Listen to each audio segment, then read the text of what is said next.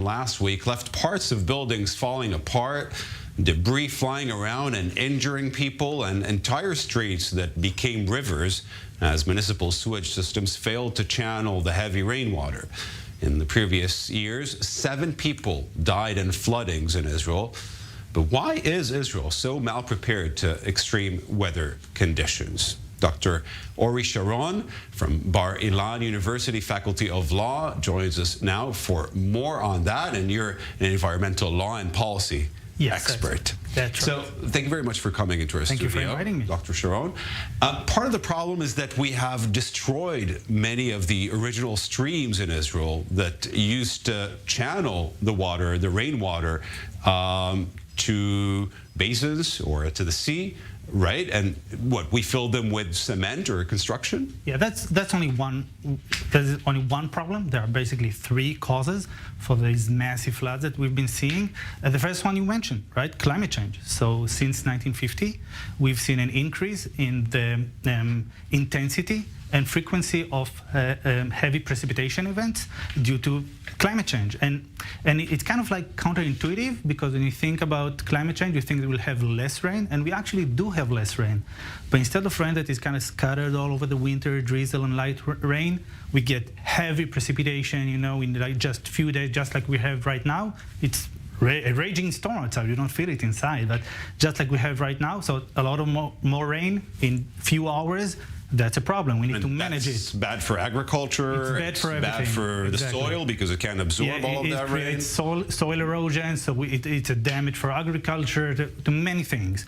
And the second problem is, I would say, population growth.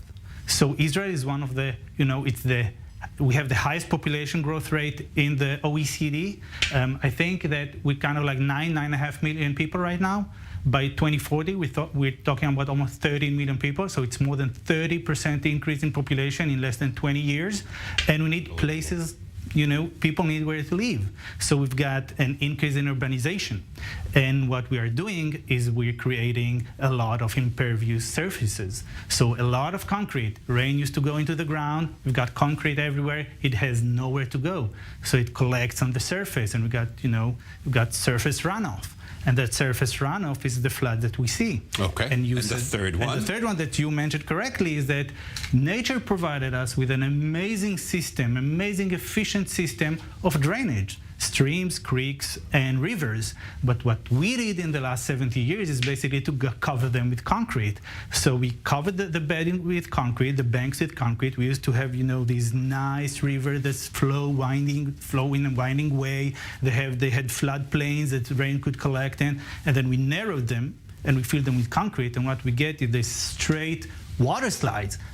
A lot of water comes in and goes very fast, and it cannot collect a lot of water because some of them we cover, and we take the floodplains and we build on them. So the state is liable for those decisions that were made in the past. What can be done now in order to better the situation and the preparedness of Israel for these extreme weather conditions? So the first thing, we've got to restore our rivers and our streams. We've got to take them out of the concrete. We've got to, use nature-based solution to get back what nature gave us. And that's something that we've started to do. Many other countries are well invested in that and been doing that for many years, but we started doing that in Israel. We need to invest more money in river restoration. That's the first thing. The second thing is we need to manage drainage better. That means that municipalities in Israel need to prepare for what's coming. And hopefully getting policy makers like you involved. Thank you very much, Dr. Ori Sharon, for coming into our studio. Thank you.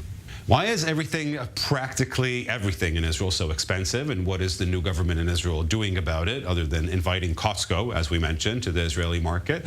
Our correspondent Ariel Levin-Waldman goes from the